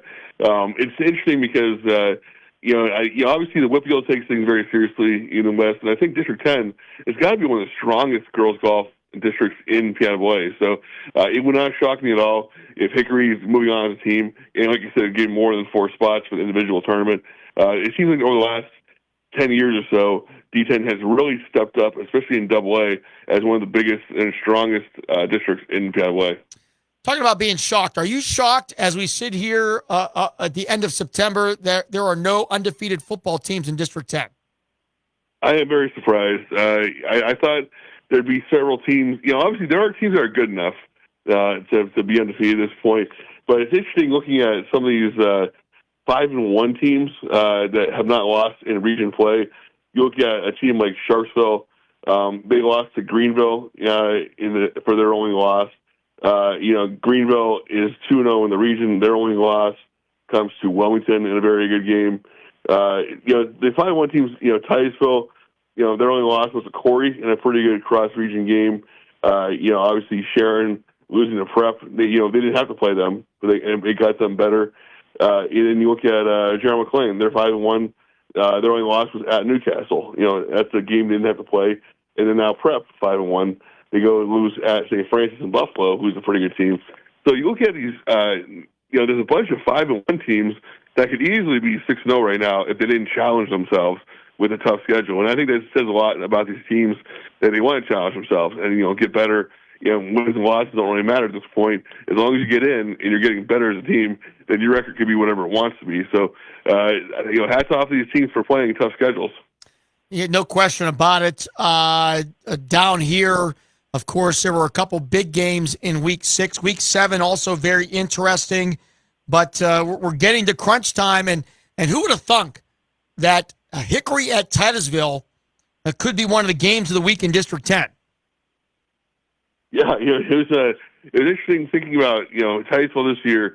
Obviously, a very good team coming back with a lot of seniors. Jackson Koval was one of the Players of the Year candidates in District 10, but can they get enough going to beat Hickory or Sharon? And really, if they don't, if their offensive line didn't play bad in the first game, they would be 6-0 right now. Talking to their players, that was their big mistake. They've won 5 in a row since then.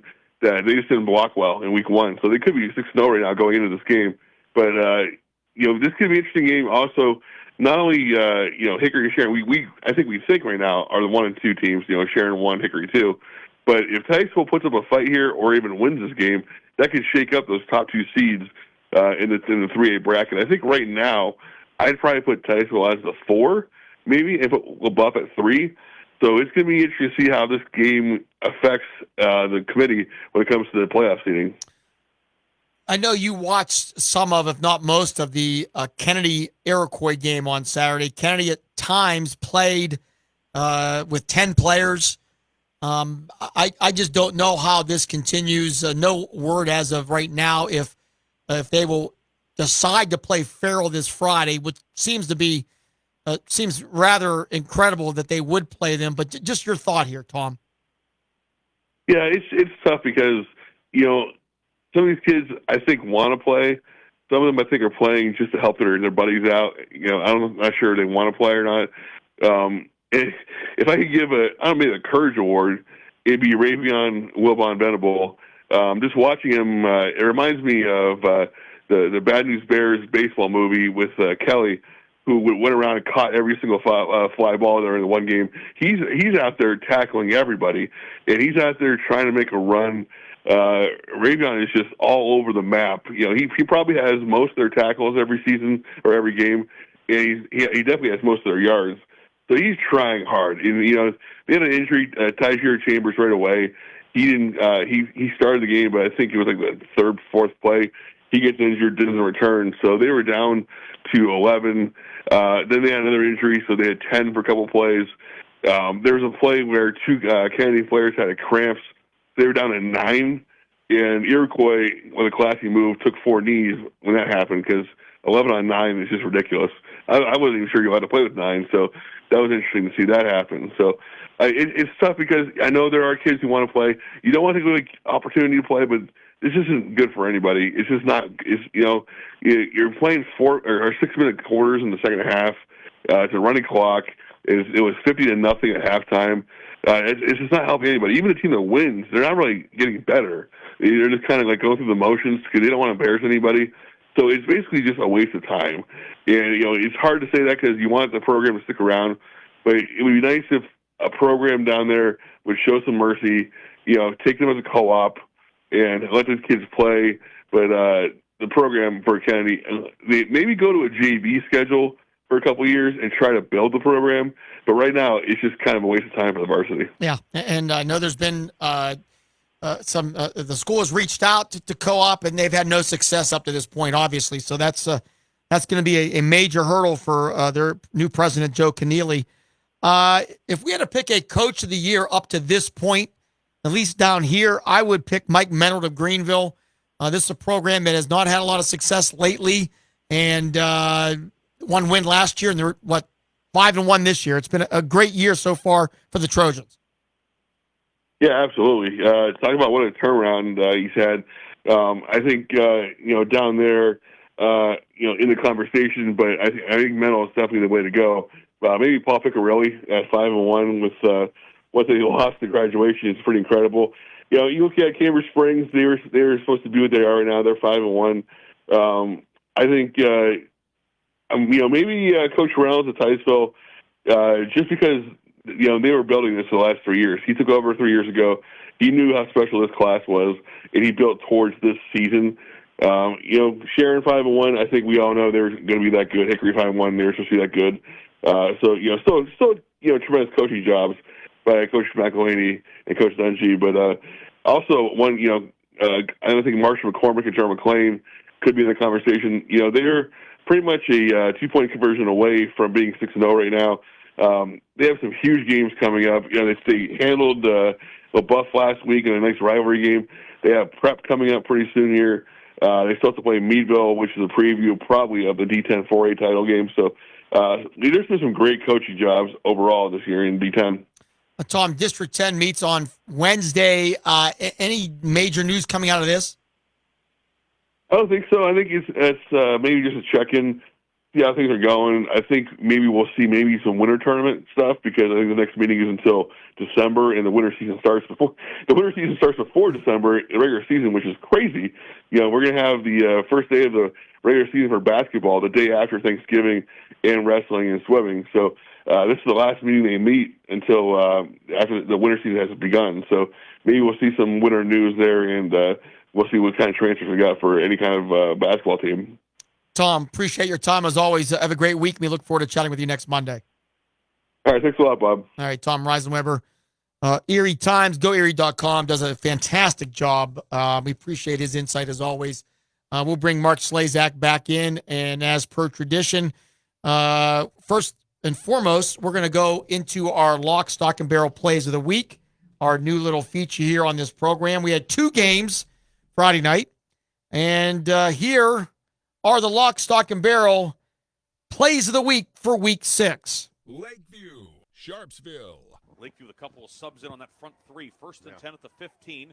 Sharpsville in the McCandless Ford red zone.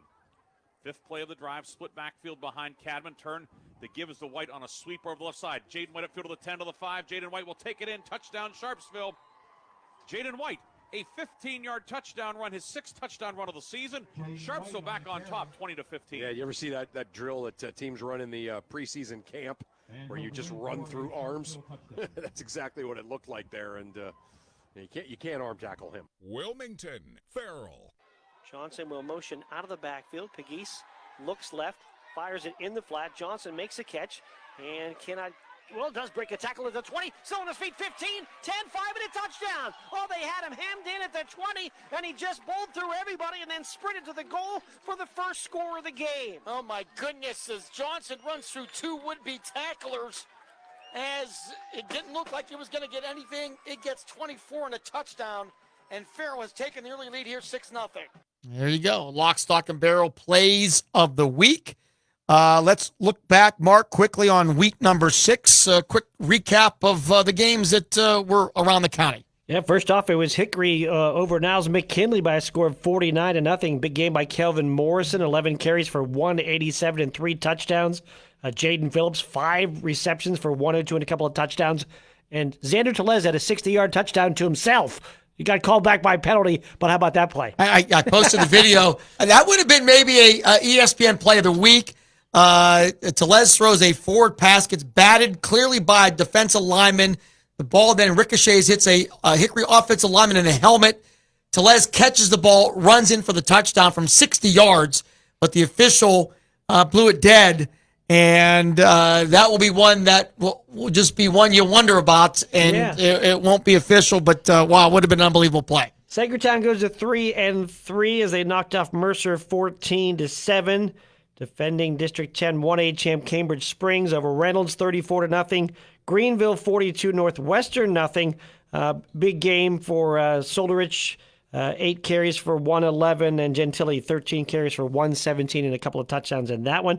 We saw Farrell knock off Wilmington 38-0. Big game for Joel Johnson. Yeah, I mean, just a monster game for Johnson. 188 yards rushing, 125 yards receiving. Threw a touchdown pass as well. Just a very special athlete. I posted the all-time rushing list at Farrell, which Johnson now is 10th over 2,000 career yards. And I think I've covered every one of those guys in my long career. Johnson, he could be right there. I mean, he could be as good, as talented as any of the greats that ever played at Farrell High School, and he's only a junior. Sharpsville knocks off Lakeview 34-15. Gino Curry, Jaden White, both over 100 yards. Curry with 4 touchdowns in that game was our player of the game. And I would agree. Sharpsville graduates Colin Summers and that great team from last year, and they're off to a 5-1 start and legitimate contenders at this point. So you got to feel pretty good about what Paul Pick has done. They went back to the future. They went back to the wing T, and the spread offense gone, and now it's working. Leighton Zackrell had 100 yards, a couple touchdowns for the Lakeview in the loss. Iroquois 50, Kennedy nothing in that one. Oil City got a win over Grove City 35-21. Big day for Nathan Greer in the loss. Yeah, Greer goes over 2,000 yards receiving. He is a very elite group. Only, I think, 7 has ever done it in Mercer County history. Tough loss for the Eagles, but at least one bright spot there. Yeah, Lucas McCready had 92 yards rushing as well. And then Sharon on Saturday, a big win over Meadville. We weren't sure how they were going to do against a good Meadville team. They win 41-21. Yeah, 2 big standouts. Ike Friday, 177 yards rushing, career high. And Ethan Anglemore with 228 yards passing. That is a program best since 2021. So you get Anglemore throwing like that, and that changes the dynamic. And I saw the post today, I think it was from Ken Moyer, that 6 different touchdown catches this year from 6 different players for Sharon. So they're spreading the ball around there as well. Yeah, Friday had 3 touchdowns in the game. Rakeem Hughes and Cassius Hosey both had touchdown catches to add to that list. And that basically wraps up last weekend. And on Thursday night, Sippy Rock loses to Harbor Creek 35-10. So that's going to do it for Week 6. We will come back. Pigskin Pick'em is coming up next. We'll tell you who won from the experts.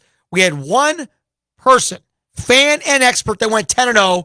No drawing tonight. We'll tell you who that is, and then we'll tell you how we think Week 7 is going to go as well. So stay tuned. The Pick Sports Line presented by Flynn's Tire right here on 790 96.7. Hi, this is Joe Flynn with Flynn's Tire. We know how valuable your time is, so we've made it fast, easy, and affordable to buy tires. There's 3 easy ways to purchase tires from Flynn. First, just drive in, because Flynn's will get you in right now. No appointment necessary. The second option, give us a call, and we'll help you select and reserve the perfect tire for you. The third option, save time and buy online at flynnstire.com. It's that easy. Just drive in, and Flynn's will get you in right now. Tell them Finney sent you.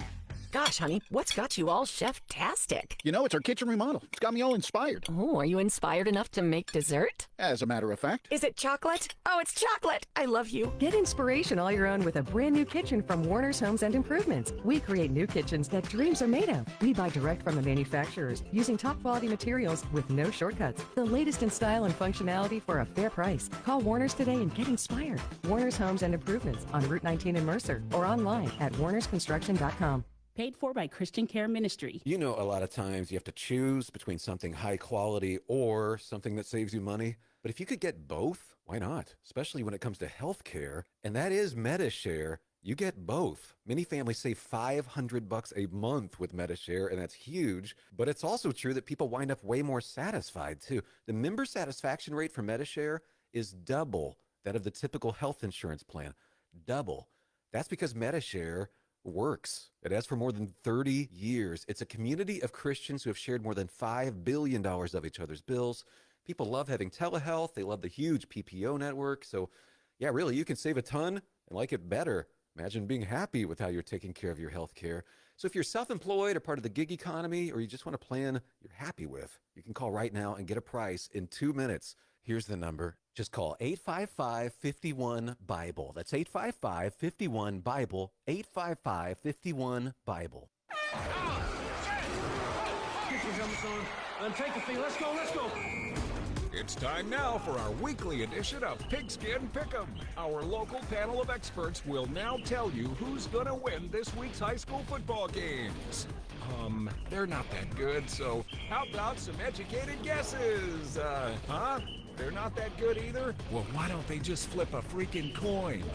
Now it's time for this week's edition of Pigskin Pick'em.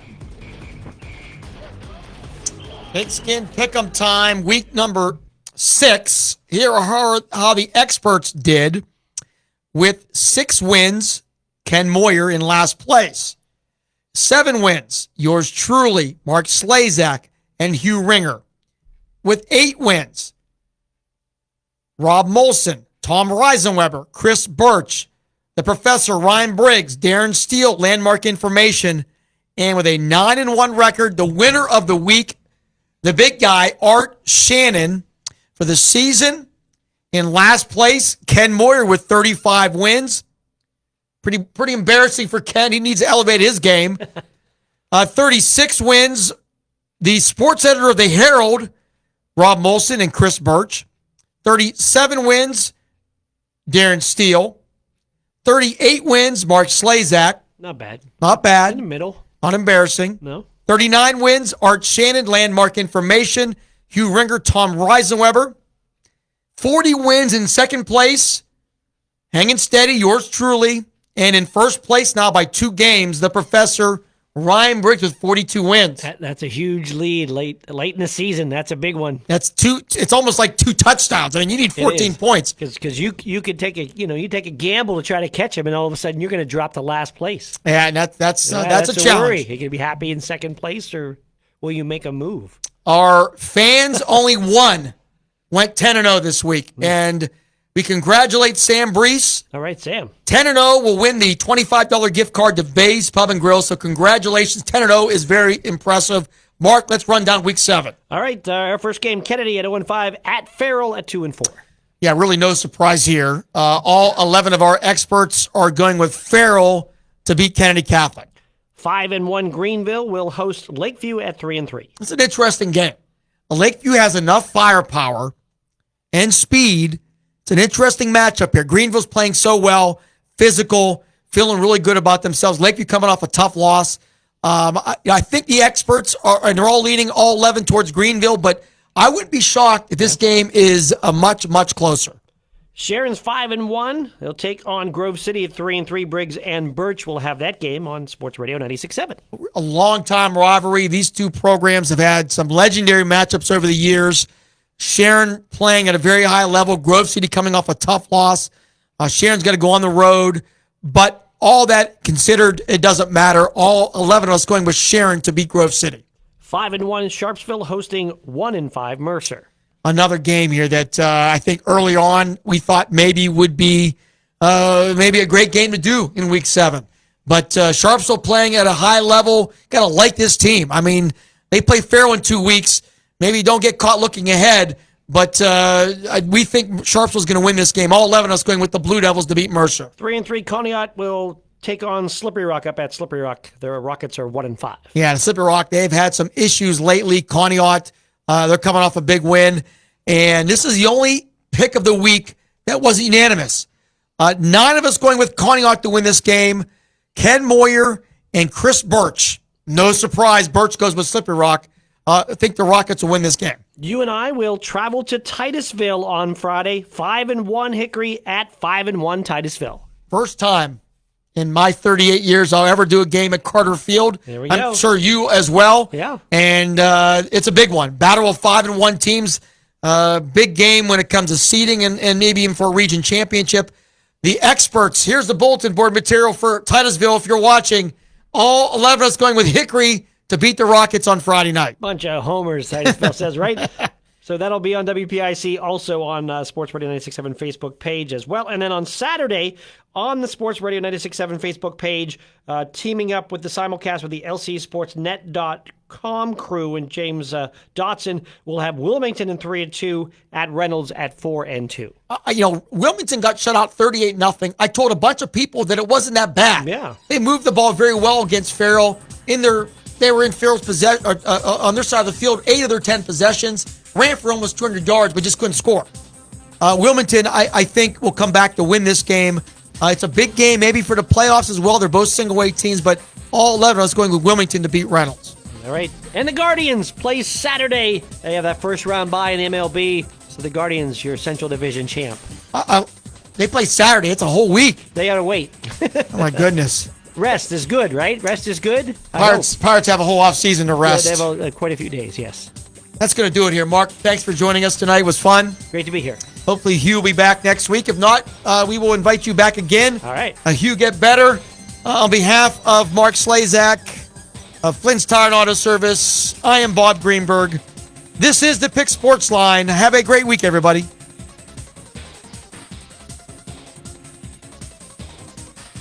You're listening to News Talk 790 WPIC Sharon, Hermitage, and Sports Radio 96.7 WLLF Mercer, Hermitage, a Cumulus station.